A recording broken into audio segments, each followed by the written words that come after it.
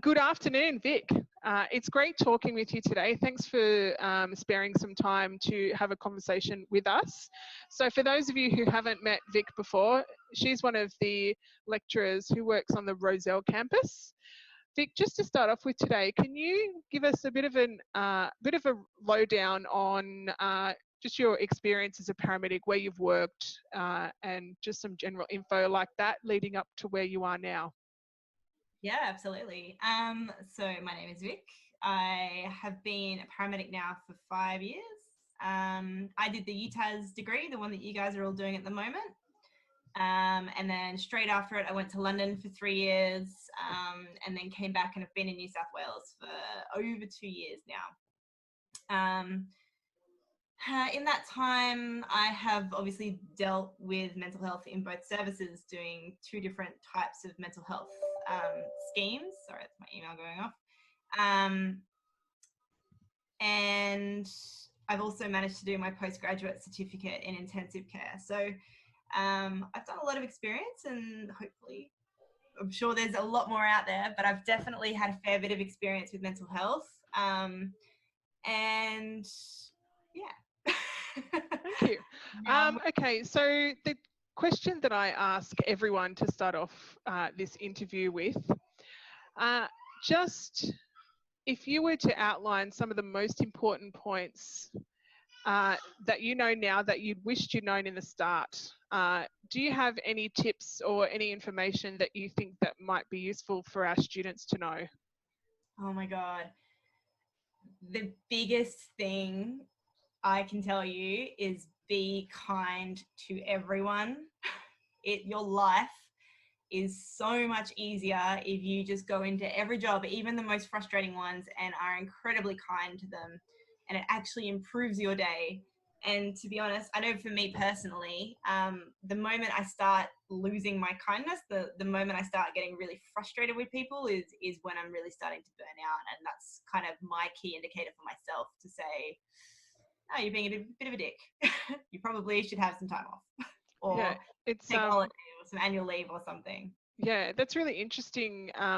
So as far as those types of things, when you're working with other people and you detect that kind of behavior in others, how difficult is that to deal with, and how would you kind of overcome that kind of stuff? Oh my God, it's so difficult. Your day becomes so much harder when the person you're working with is well and truly into their own burnout, where every patient pisses them off and the service has done the wrong thing. And when you have a crewmate who's really going through it like that, it's not because they're a dick. Generally, it's because they're going through it themselves. They're so burnt out and they're fatigued, emotional fatigue, compassion fatigue. And it's really kind of at that point when they need you to step up as a crewmate and maybe just attend that day or try to make things a bit easier for them, or even just listen to them having a shit time, and talk them through it. But you falling into the trap of also being negative with them isn't going to make that any better. You can sit there and say, look, man, I totally agree, but try to remain positive, and sometimes that can lift them out of it a bit. But we do get in a rut in services. It's a real paramedic thing to kind of sit there and bitch about the service. Yeah, that's so true. That's so true. Do you think there was any differences in that from here to the UK, or did you find that behaviour was consistent throughout both services? That behaviour is consistent throughout both services. In both services, sometimes bitching about the service that you're in is the way that you connect with other paramedics. It's kind of like we're all in the same team because our service is an asshole. And that kind of weirdly works. It kind of creates morale, weirdly. But equally, I think in the UK, perhaps, as far as staff, mental health, looking out for their staff, the UK does not do it as well as New South Wales. New South Wales and Ambulance Victoria actually do it really well these days. They're getting better every day. But in the UK, we haven't quite got that together yet. So often when they're going through it and they're struggling, they actually haven't got much support from the service behind them. Whereas in New South Wales, there is support there. You just have to kind of ask for it, or have someone direct you to it. So did you find when you detect that kind of behaviour in someone else that people were receptive towards having that conversation, or did you find that they were resistant? To the conversation of you need help, or the conversation? Yeah, or, you know, you're burning out, you know, it's time, you know, or something along those lines. No, I know what you mean. In the UK, they don't, it's hard because it's talking quite broad terms. So in my experience, in the UK, you could say to someone that they're burning out and they could sit there and be like, yeah, I am, but there's no out. There's nothing else I can do. So I'm stuck in it. And if anything, that kind of perpetuates it a bit for them, because it makes them feel even worse. They're like, oh my God, I am burning out and there's no way out and I'm stuck. Whereas in New South Wales, you can say to someone, I think you're really in it. I think you need some time off. And we kind of can talk to managers and talk to peer support and talk to chaplains and sort of say, oh, look, maybe keep an eye out for this person. Yeah. And they do tend to reach out and help a bit, which is really, really good. Yeah. And I do think there's services available, especially now in New South. Like, if you are struggling, you know, far out, we have so much stuff that can help you. Yeah. So did you find through the battles that you've had over the last couple of years, did you find that you received support and encouragement going through some difficult times? Yep. If we want to segue into that. So to give a bit of background, I went to a really horrible murder of a young person probably a year and a bit ago, and not long after started developing symptoms of PTSD. And my symptoms were that I lost a lot of my memory. I was really frustrated at people. I had a lot of burnout. I was really horrible on road, probably to work with. Having a lot of nightmares. I lost 8 kilos in a week. Massive symptoms that I didn't really recognize myself. And it wasn't until I went to my GP just to say, oh, I've lost all this weight. I don't know what's going on. And also, hurrah for losing loads of weight. And my GP is incredible. She just went, I'm taking you off road. You don't have a say in this. It's now my decision, and I think you need to step back for a bit. And it was probably a week later that everything really sort of crumbled around me. And the amazing thing is the service just went, sweet, you're off. Let us know when you're ready. And here's a psychologist and here's a psychiatrist and here's workers' comp. You're still going to get paid. And not just that, you don't have to deal with workers' comp. We have someone who'll deal with them for you, and you just have a chat to her every now and then. So that was amazing. And even since then, I've been off now. I still work, I'm back as a paramedic, but I no longer do night shifts because sleeping was a massive problem for me. And so they don't want to screw with my sleep anymore. So they don't put me on nights, which is awesome. I do lates and days, and then I work at UTAS, which is incredible. My life is so much better than during that time. But I found the service amazingly supportive, which when you talk to older paramedics is something that hasn't happened to them, but it's definitely starting to happen now. Yeah, it is interesting.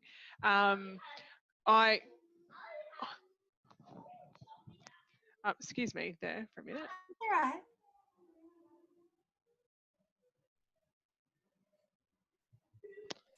All right. It's interesting when you talk about all of that kind of stuff,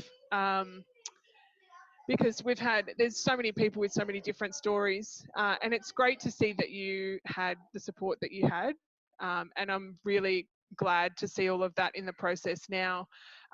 There's various different people with all sorts of different stories around. I had an adverse event happen when I was pregnant with my first daughter, actually, so that was 8 years ago, and ended up with PTSD after that, but got no support from anyone then, but was not inclined to kind of talk about it either. So I think one of the biggest things to come out of all of this is how much more open we are with communication and how much that improves everything.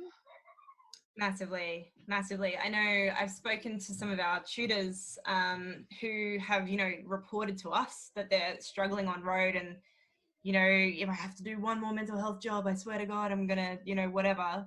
And I've told them my story about what the service did for me, and they've been like, nah, the service won't do that.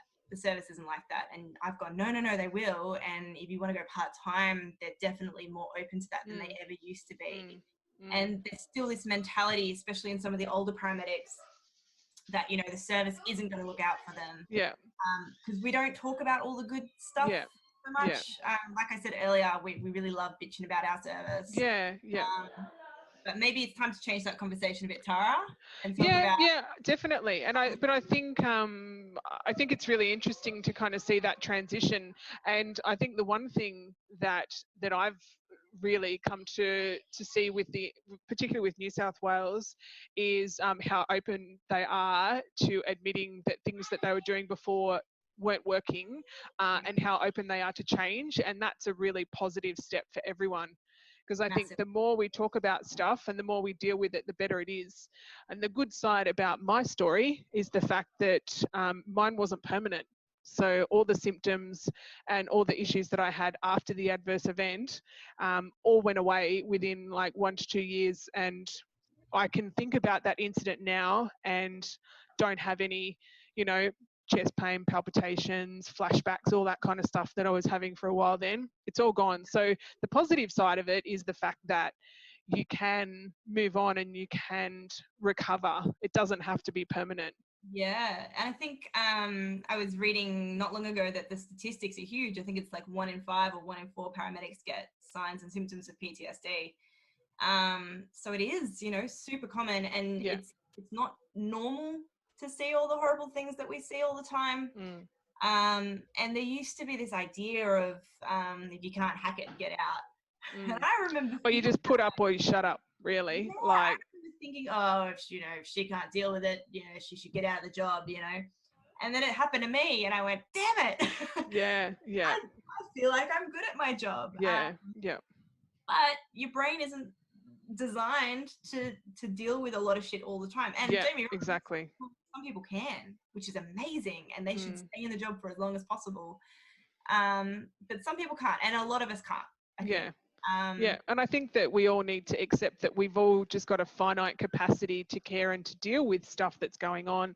And also at the same time, remember that we have our own personal things that we have to deal with, and our own personal struggles that also contribute to filling up the cup. And the cup is not never ending. It's not the golden chalice. Eventually our cup does get full, and we can only tolerate, we can only deal with a certain capacity at any certain period in our lives. And there's nothing wrong with looking at it like that and realizing that sometimes that we all need help. And I think talking about this definitely breaks down those barriers. Definitely. What was I going to say? The other thing that I kind of came to realize over the last maybe year or two is that in this degree, in any sort of paramedic world, we train our students to walk into every job thinking the worst case scenario and to work backwards from that. So you sit there with all your differentials going, is it a heart attack? Is it, is it a stroke? Are they having, massive gunshot to the chest? Is it blah, blah, blah? And you have all these worst case scenarios, and actually that's kind of catastrophizing a little bit, which is a really kind of a horrible thing to do for your brain, because you're constantly running at this like 90% stress worst case scenario and then working back. But unfortunately, you kind of need to do that in this job. So really we're kind of setting ourselves up to fail a little bit. But just being aware of it, I think, makes a big difference. Yeah, definitely. That's a really interesting point, because I'd never thought about it like that. And do you think sometimes, because this could be a possibility really, is that we spend so much time at work thinking about the worst possible scenario that sometimes it just means that in other parts of your life and other things are going on, that you just automatically assume the worst with things. So I think being aware of that is something that we should all think about. Very, very possible. And I mean, it's a learnt behavior at that point, isn't it? When it becomes second nature that every job you walk into, you're checking for dangers and you're constantly aware of where you and your crewmate are and looking around for someone to stab you. like it's not even, you know, at what point does that sort of start becoming a little bit in your life? Yeah. Maybe, even without you realizing. Yeah. Interesting point. Well, I think we've covered quite a lot of ground today. Yeah. Is there anything else that you want to add before we finish? You know what? There is one thing that I really wanted to point out, and that is that the mental health system in both the UK and Australia has let down a lot of people. There's been a lot of people who have gone in and waited for hours and hours and hours and then, you know, left because they didn't have it in them to wait any longer, or they were sectioned and then had a horrible time and then left, and then, you know, the same thing has happened. And we tend to get frustrated at these people a lot for calling an ambulance or for, you know, doing something like overdosing or something, and, oh, it's just a cry for help or whatever. But you need to also remember that actually the system has failed probably this person 1,000 times and we still haven't got it right.